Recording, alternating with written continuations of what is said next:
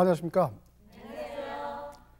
이번 시간에는 실제 창업에서 창업 이후에 우리가 어떻게 운영을 해야 효율적으로 성공적인 창업을 할 수 있는지 그에 관해서 알아보도록 하겠습니다.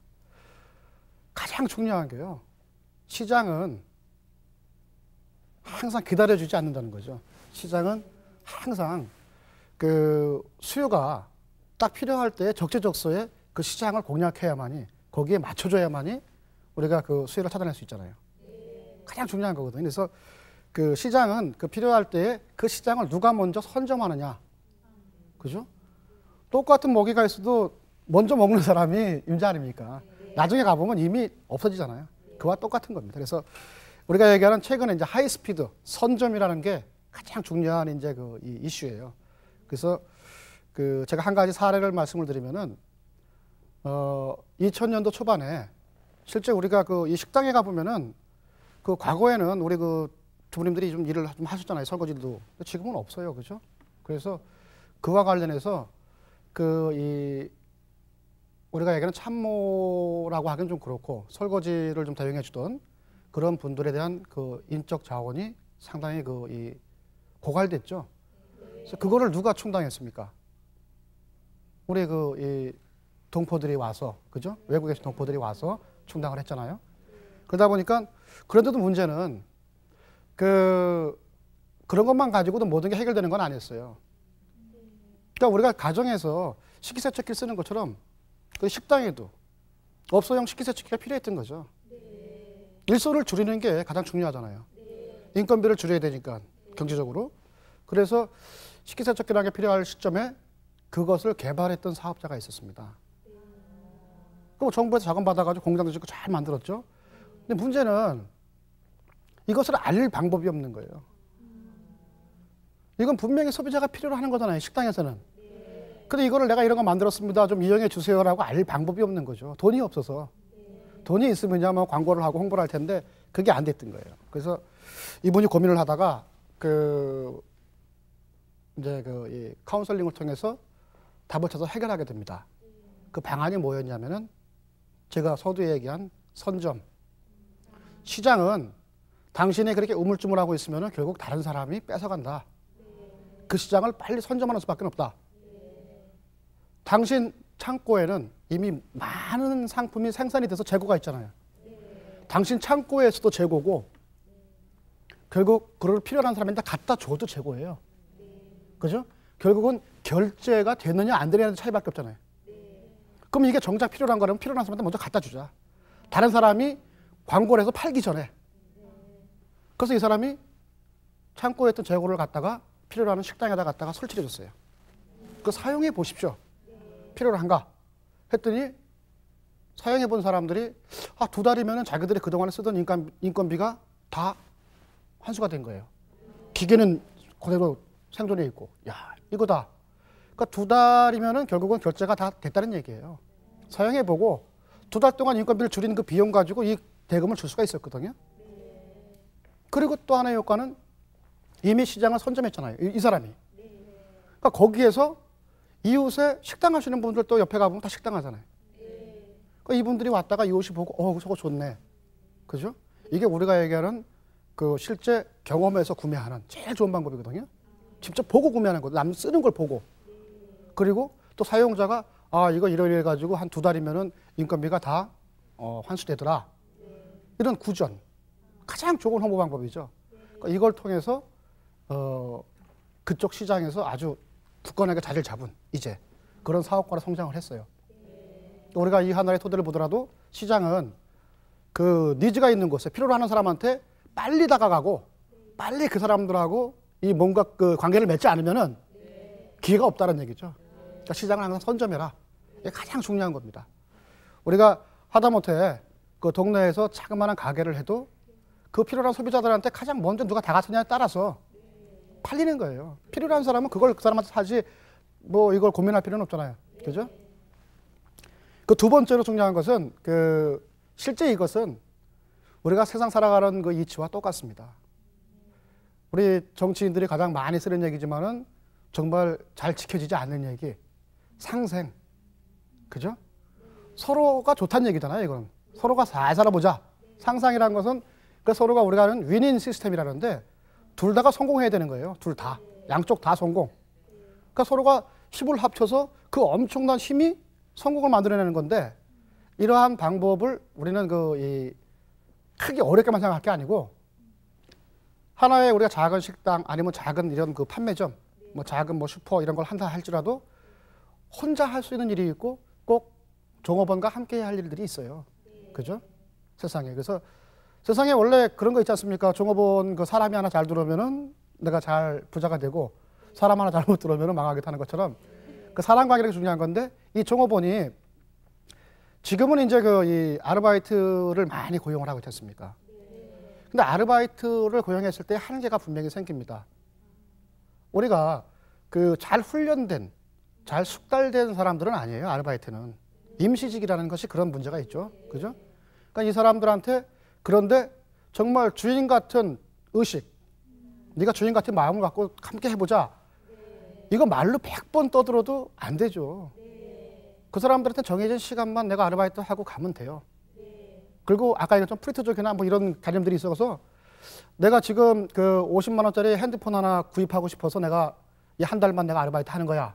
이 생각이 있거든요. 그러니까 한 달 뒤에 그만둬요. 그러니까 그 시간만 잘 정해진 대로 자기들은 보내면 된다라고 생각할 수도 있어요. 근데 이들한테 그렇지 않게 했던 분을 제가 한번 봤습니다. 그러니까 정말 이거는 상생의 법칙을 잘 쓰신 분인데 그 작은 이 주점, 호프 주점인데 그곳에만 가면은 참 기분이 좋아져요. 그 왜 그러냐면은 앉으면 우리가 주문을 받아가죠. 그죠? 그러면 이제 뭐 생맥주 한 잔을 시키면 생맥주가 오기 전에 팝콘 같은 기본을 갖다 주는데 한 잔을 마시고 팝콘을 하나씩 먹을 쯤이면 또 와요. 또 와서 그 팝콘을 집어가려고 들어요. 그럼 저희가 이거 하나씩밖에 안 먹었는데 말리죠. 이거 안 먹었어요라고. 근데 그게 아니고 그 서빙하는 아가씨가 빙긋 웃으시면서 그걸 다시 담고선 소복히 쌓인 걸 새로 내놔줘요. 이건 뭐예요? 그렇죠. 앞선 서비스예요. 이게 비포 서비스인데 그 즈음이면 이제 메인 뭐 치킨이라든가 메인 안주가 나올 거 아닙니까? 그게 나왔어요. 그럼 뭐 그것도 이제 저희가 먹죠. 그 앞접시에다 갖다 놓고 뭐 한 잔 먹고 한 점 먹을 쯤 또 와요. 그래서 이렇게 이제 우리가 이제 마른 안주라고 하죠. 오징어 같은 그걸 또 하나를 한 접시를 내놔요. TV에다 들이밀어요. 그러면 당황을 하죠. 시킨 적이 없으니까 잘못 온 거잖아요. 테이블. 이걸 주문한 적 없어요. 그 얘기가 나가기 무섭게 또 미소 지으면서 얘기하죠. 서비스입니다. 아니 이거 한 잔도 먹기 전에 안주 이제 한 점도 먹기 전에 서비스를 준다는 얘기예요? 기분이 좋죠. 그러니까 상당히 빠른 서비스를 통해서 고객이 상당히 만족스러운 거예요. 그런데 그들이 그렇게 할 수 있는 행동, 그들이 만면에 미소를 짓고 그렇게 적극적으로 주인처럼 서빙할 수가 있겠느냐? 그것에 대한 것을 우리는 발견해야죠. 그것에 대한 것이 뭐가 있었냐? 그 이면에는 그럴 수 있는 동기를 준 거죠. 정말 놀랍게도 그 다른 집보다는 그 집이 이 맥주 한 잔에 500원씩 비쌌어요. 근데 우리는 그 서비스가 너무 좋아서 우리 소비자들은 아무도 그거를 뭐라고 하지도 않고 기억을 못 해요. 그만큼 서비스가 주는 그 즐거움이 좋았다는 얘기죠. 그죠? 근데 그 500원이 그 아르바이트 학생들의 인센티브예요. 고객이 한 잔을 마실 때마다 자기들한테 그것이 돌아오는 거예요. 정말 주인처럼 열심히 하죠. 이게 나누는 거예요. 사장님이 나만 배부르자가 아니고 당신들한테도 이만큼 드리겠소. 나와 같은 마음을 가지고 하십시오라고 동기를 보여해 줘야죠. 바로 이것이 상생의 법칙의 아주 기본적인 철학이죠. 그걸 통해서 고객도 앞선 서비스를 받으니까 기분이 좋잖아요. 우리가 AS라고 하잖아요. 아프터 서비스. 이거는 잘못됐을 때 보상해 주는 거잖아요. 그런 서비스는 필요가 없죠. 서비스는 먼저 주면은 쉽게 얘기해서 불만이 없어져요. 그죠? 서비스를 받았으니까 뭐 불만이 좀 있어도 이해하죠. 이뻐 보이고. 그런 거죠. 우리 사람 마음이다. 그러니까 그런 것처럼 그 이 비포 서비스, 한 발 앞선 서비스, 이게 상당히 중요하고, 그 이 종업원과 그 이 사장님도 상생의 관계에 대해서 우리는 상당히 고민을 해야 된다. 이걸 알아야 될 겁니다. 그리고 또 한 가지는 이 동력, 우리가 이제 그 피벗이라고 얘기하는데요. 그 여성분들은 잘 모를 거예요. 이 원추형의 삼각형의 그 원추, 그러니까 그 이 자동차 뭐 이런 데 쓰는 용어로 해서 기아가 이렇게 맞물려 들어가는 거 있죠.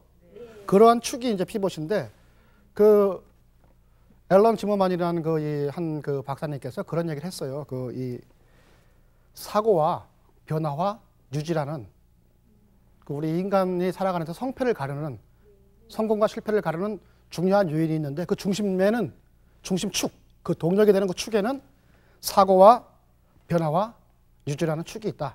이 세 가지 축이 있다라고 얘기를 했어요. 결국 이건 뭐냐면은 그 자기가 어떻게 인식을 바꿔서 또 내가 어떻게 변화하느냐에 따라서 그 사업이 잘 유지가 될 수 있다. 이런 전반적인 이 이야기들을 정리해 주신 거예요. 근데 결국은 그 삼각 중심 축을 통해서 모든 것이 비틀어지고 틀어져요. 바뀌어요. 거기에만 걸리면은, 그죠? 이게 중요한 거예요. 이것을 얘기하고 있는 겁니다, 지금. 자신은 분명한 이 동력의 축은 바로 세우되, 모든 순간순간의 어떤 이것은 우리가 바꿀 수 있다는 얘기죠. 우리가 이제 크게 얘기하면 전략은 이렇게 딱 서 있고 전술은 바뀌잖아요. 그죠? 그때그때. 이게 똑같은 얘기죠. 상당히 자유롭게 변화할 수 있을 때 우리 소비자들한테 빨리 다가설 수 있다. 그죠? 그러니까 가장 가까운 데서 대안을 찾으라는 얘기예요. 이 축에서 흐름은. 이러한 얘기가 있었습니다. 프랑스의 한 신문사에서 그 루브르 박물관 아시죠? 그 박물관에 불이 난다면은 당신은 어떠한 그림을 가지고 나오겠습니까? 라는 질문을 했어요. 어떠한 그 그림을 가지고 나오겠습니까? 고흐의 그림을 가지고 나올 수도 있고, 뭐 피카소의 그림을 가지고 나올 수도 있겠지만은, 그 많은 시민들이 그 답을 응모를 했어요. 근데 그 중에서 그 최종적으로 프랑스의 그 유명 작가였던 베르네라는 분이 그 가장 정답이다 해서 당선이 됐는데, 그 정답이 뭐였냐면요. 문에서 가장 가까운 데 있는 그림을 가져 나온다. 불이 났잖아요. 위험도가 가장 낮은 거, 리스크가 가장 작은 거를 취하겠다는 얘기죠. 이거는 무슨 걸 따질 때가 아니란 얘기예요. 여기에서 우리가 알아야 될 점이 있어요. 모든 변화의 이 축, 가장 시장에서 빠른 것은 가장 지금 당장 필요한 걸 해야 되는 거예요. 우리가 현장에서 이 실제 창업을 진행하다 보면은 이 점포를 구할 때 많은 분들이 점포의 미래 가치에 대해서 고민을 해요. 아, 미래에 우리가 지하철이 이거 몇 년 뒤에 생기는데 뭐 발전할 거다. 그것은 건물주가 고민할 문제죠. 부동산 가치죠, 그거는. 장사하러 들어가시는 분들이 1년, 2년, 3년 거기서 성공을 해야 돼요. 그런데 그 먼 뒤엔 얘기를 고민할 필요가 없죠. 그거 좀 다소 틀린 얘기예요. 그래서 우리 실전에서는. 그러니까 그런 것에 대한 것들, 그러니까 가장 빠른 것에 대한 것을 우리는 고민해야 된다. 창업에서는. 그런 얘기입니다. 그래서 실제로 이 커피를 파는 이 카페가 있었는데, 구청이 있었기 때문에 이 직장인 수요가 있기 때문에 이제 커피숍을 연 거예요. 근데 이분이 예를 들어 고민을 했어요. 주변을 조사해 보니까 학생들이 있다 이게. 저 학생들을 놓치고 싶지가 않아요. 그래서 그 학생들을 수용하기 위해서 택한 것이 그 도너츠라는 단순한 상품을 접목했어요. 그 전문가들한테 의뢰해서 전문가들 많이 고민했을 거예요. 아, 여기다 어떤 상품을 넣어야 될까? 왜? 최근에 갑자기 우리가 고민해보면 웰빙 트렌드에 도너츠가 좀 안 맞을 수도 있잖아? 고민할 수 있겠죠. 하지만 지금의 젊은 학생들이 가장 선호하고 있는 이 음식이 도너츠래요. 우리 어머님들이 학교에 방문하면은 자기 이제 그 자식도 잘 있나 방문할 때 학생들한테 뭐 갖다 줍니까? 도너츠 사다 갖다 준대요. 그러한 것들처럼 실제 시장에서 우리가 이 가장 현장에 필요한, 즉시 필요한 걸 우리가 취해야 된다는 얘기죠. 이 얘기는. 그러니까 피벗이라는 것이 내가 분명히 창업할 때는 우리가 분명히 자기의 모든 환경을 분석해서 자기의 중심을 분명히 세워놨어요. 그런데 거기에 한 가지 더 여기서 틀어지는, 그것은 가장 빠르게 변화할 수 있는 것을 취해라. 이런 얘기죠. 이것이 바로 피벗이라는, 그것을 우리가 다시 한번 이제 정리를 하고요. 그리고 또 한 가지 중요한 게 있습니다. 우리나라도 차츰 이제 이것이 더 심화될 거라고 저는 생각을 하는데요. 일본에는 1000년이 넘은 그러한 점포, 가게가 지금도 7개가 있답니다. 그리고 500년이 넘은 가게는 수백 개나 돼요. 1000년이라는 세월을 우리가 거슬러 보세요. 이게 우리가 저 고려 시대쯤 될 텐데 그때부터 있던 가게가 아직도 그대로 있다. 그것도 7개나. 이것이 이제 일본에서 얘기하는 이제 신이세라는 건데 우리말로 얘기하면 이제 노포라 그래서요. 그 한자를 보면은 오래된 점포, 오래된 가게 이런 뜻이죠. 근데 이것이 상당히 필요합니다. 그것이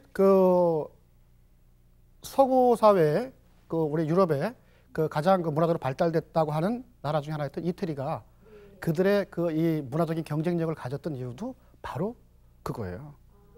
우리가 잘 아는 유명한 패션 디자이너들 전부 다 가업을 이어 내려옵니다. 예.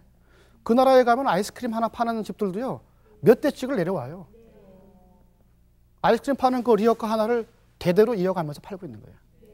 우리가 얘기하는 장인들이죠, 장인. 그 사람들은 마이스트라 그러는데 장인. 그러니까 이러한 것들이 필요한 거죠. 이것은 왜 그러냐면은 전통이라는 것은 우리가 무시 못할 가장 좋은 브랜드죠. 인지도. 이건 억지로 홍보하지 않아도 알잖아요. 청진동 해장국 잘 알잖아요, 이제. 그죠? 3대째 이제 간대요. 그러한 가게가 많아져야 됩니다, 우리나라에도. 그건 엄청난 경쟁력이거든요. 왜? 내 부모가, 그죠? 내 할아버지가 이용하고 인정했던 그 가게인데 그의 손에 붙잡혀서 나도 이끌려서 가서 먹어보고 그럼 나도 나의 자식을 이끌 것이고 그렇게 가는 거거든요. 그죠? 그런 것들을 우리가 생각한다면은 신이세라는 게 상당히 중요하다. 실제로 제가 컨설팅 진행하면서 한 번 만났었는데 지금 우리가 이 쌀가게 잘 안 하죠. 그죠? 거의 없죠. 그죠? 마트에 가서 다 쌀을 사니까. 그런데 북창동에 가면은 지금 아버님의 이 쌀가게를 승계를 해서 아버님과 함께 일하는 부자가 있어요. 제가 참 젊은 친구를 보고 이게 전혀 다른 거지만 유통시장에도 한국의 신이세가 존립할 수 있다. 차별만 할 수 있다면은. 그러니까 그 사장님이 하는 걸 봤더니 기존에 이 백화점이나 이런 데서는 쌀을 팔지 않아요. 왜? 마트에서 파는 거니까. 백화점 품목이라고 보기는 어렵죠. 생필품에 가까우니까. 그죠? 좀 사치품은 아니고. 그런데 백화점의 직원이든, 그죠? 또 대형 건물, 대형 시설의 직원이든 그들은 다 식사를 합니다. 그들은 좀 더 차별화된 거를 원해요. 웰빙 시대 아닙니까? 그러니까 특별한 것을 주문해서 먹고 있다는 얘기죠. 북창동에 있는 한 작은 가게가 우리나라의 굴지의 백화점에 그래서 납품을 하고 굴지의 이 여의도에 있는 우리나라의 제일 높은 빌딩에도 납품을 하고 그 작은 가게가 그러한 전통을 가지고 있었기 때문에 가능했던 얘기예요. 이미 아버지 때부터 쭉 검증되어 왔기 때문에 그들이 그 집을 신뢰하니까 그걸 믿고 거래를 해주는 거죠. 86 아시안 게임 때도 소위 얘기해서 쌀, 우리 이 양국, 미국 지정업체로 선정돼서 거기다가 이 납품을 하고 작은 가게가 이렇게 할 수 있습니다. 그런 것도. 이런 것이 노하우죠. 그 다음에 이 신이세라는 것은 뭐가 좋으냐면은 우리가 이제 멘토링이라는데요. 가장 어려운 게 제가 볼 때 창업에서 힘든 부분이 창업 이후에 누가 나를 엄마처럼, 아빠처럼 보호해주는 사람이 있으면 참 좋은데 이게 없다는 얘기죠. 그러니까 이게 이제 멘토인데 스승. 항상 뒤에서 나를 가르쳐주고 어려울 때 도와줄 수 있는 분. 이게 있잖아요. 이 신이세는. 자기 아버지. 그죠? 가장 좋죠. 지금 일본에서는 그래서 이와 관련해서 이 소위 얘기하는 세금을 감면하고 이런 신입세들한테는 세금을 안 받아요. 이런 정책을 핍니다. 이것을 계속 양성화하고 활성화하기 위해서. 그러니까 우리나라도 지금 그러한 정책들이 제가 볼 때는 준비가 되고 있는 걸로 알고 있어요. 그만큼 이것은 상당한 경쟁력을 갖는 거거든요. 그러니까 여러분들 세대에는 이러지 못했더라도 장기적으로는 여러분들이 가지고 있는 좋은 이 모델들, 창업 모델들, 그다음에 현재 이 가업을 자식들한테 잘 전해줄 필요가 있는 거예요. 그것이 최고가 되는 길이죠, 사실은. 그리고 이제 또 한 가지를 보게 되면요, 역시 중요한 것은 이제 감성 경영인데 뭐니 뭐래도 역시 사람은 사람을 직접 대면하고 하는 이런 업에서는 우리가 보면 알잖아요. 만나보면 저 사람이 나를 진정으로 위하는 사람인지 아닌지, 우리가 억지로 묶고 있는 사람인지, 그런 것처럼 그 마음이 가서 실제 경영할 수 있는 것이 가장 중요하다는 얘기죠. 과거에 이제 우리 이 대박을 쫓는 사람들이, 그러니까 다이아몬드를 이제 찾아서 그 한 무리의 사람들이 길을 떠났대요. 그러다가 하루는 이제 어느 야영지에서 잠이 들었는데 꿈에, 뭐 꿈은 아니겠죠. 이렇게 무슨 이제 그 신 같은 분이 나타나서 내일 너희들한테 두 가지의 일이 생긴다. 근데 한 가지는 매우 기쁜 일이고 한 가지는 매우 슬픈 일이다. 그 내일 아침 일어나면은 그 주머니에 담을 수 있을 만큼의 자갈을 담고선 길을 떠나라. 얘기를 하고 이제 뭐 우리 산신령처럼 퐁 하고 사라졌어요. 이 사람들이 아침에 돼서 고민을 하는 거죠. 뭐야? 기쁜 일은 뭐고 슬픈 일은 뭔가? 그리고 왜 그 무거운 돌은 잔뜩 넣고 가려나? 그래서 각자 알아서 이제 돌을 뭐 하나씩 뭐 이렇게 넣고 길을 떠났어요. 근데 아무 일이 없어요. 그래서 이분이 최종적으로 그곳에 가서 또 다른 야영지에 또 도착해서 또 밤이 됐어요. 뭐 아무 일도 없잖아. 기쁜 일도 없었고 슬픈 일도 없었어요. 그러면서 서로가 주머니에 있는 자갈을, 돌을 또 꺼내봤더니 이게 자기들이 그토록 원했던 다이아몬드로 바뀌어 있는 거예요. 이게 얼마나 기쁜 일이에요. 하지만 슬픈 일은 뭘까요? 이것을 몰라서 많이 담아오지 않았잖아요. 무거우니까. 그죠? 그러니까 이거와 똑같아요. 실제 우리가 이 창업을 해서 운영을 하다 보면은 사실은 창업 이전에 많은 지식도 중요하지만은 창업 이후에 실제 고객을 향한 자기 마음이 되게 중요한 거예요. 그래서 작은 지식, 작은 정성 하나하나가 사실은 자갈이지만은 언젠가는 그것이 다이아몬드 같은 지혜로 바뀌는 거죠. 그런 얘기예요, 이게. 그래서 실제적으로 우리는 이러한 이 마인드를 잘 가져야 된다. 그래서 항상 창업 이후에도 배워야 됩니다. 항상. 그래서 엘빈 터플러가 그런 얘기를 했어요. 미래의 문명은 글을 뭐 읽지 못하는 사람이 아니고 배우지 않는 자다. 평생 배워야 되는 거죠. 예, 그렇습니다. 그죠? 최종적으로 제가 말씀드리고 싶은 얘기는 저희가 실제 창업시장에서는 그 업종에 따라서 서로가 상충되고 호환되는 업종이 있어요. 이게 이제 우리가 좀 더 전문적으로는 독점적 경쟁 산업이라는데, 뭐 쉽게 얘기해서 호프주점하고 우리 소주주점 같은 술을 파는 곳인데 주 메뉴가 달라서 조금 서로가 상충해요. 그죠? 같은 고객을 갖고 싸우죠. 삼겹살집도 보게 되면은 삼겹살을 좀 이렇게 좀 질 좋은 거, 웰빙 뭐 이렇게 해가지고 뭐, 그죠? 와인 삼겹살 이런 거 파는 집도 있고 가격 파괴해서 싼 거 파는 집도 있잖아요. 그렇지만 이 둘의 상충 관계가 지난 세월 동안을, 지난 10년을 보게 되면요. 2007년부터 1997년도부터 3년이라는 이 사이클을 가지고 서로가 상충해 왔다는 것을 잘 알 수가 있어요. 그런 건 도표를 통해서 이제 이해를 하셔야 되는데, 그런데도 2006년도, 2007년도 이때가 다시 바뀌어야 될 시대인데 이 소주와 맥주 시장이 호프주점과 우리가 얘기하는 일반 선술집들이 사이클이 안 바뀌었어요. 거기에는 소주가 25도에서 19도로 떨어진 도수가 많이 낮아졌죠. 그 여성들도 이제 소주를 많이 드세요. 그러니까 이러한 변화추이, 그리고 맥주 시장을 다시 끌어올려야 될 맥주 어떠한 이 전문점들의 차별성의 부족, 이러한 것들이 현재 시장에 대해서 막히는 것을 우리가 느낄 수 있습니다. 실제 창업을 하고 나면요, 항상 어려움이 따릅니다. 그래서 내리막길이 왔을 때도 페달을 열심히 밟아야 돼요. 곧 오르막길이 오거든요. 예. 마치겠습니다.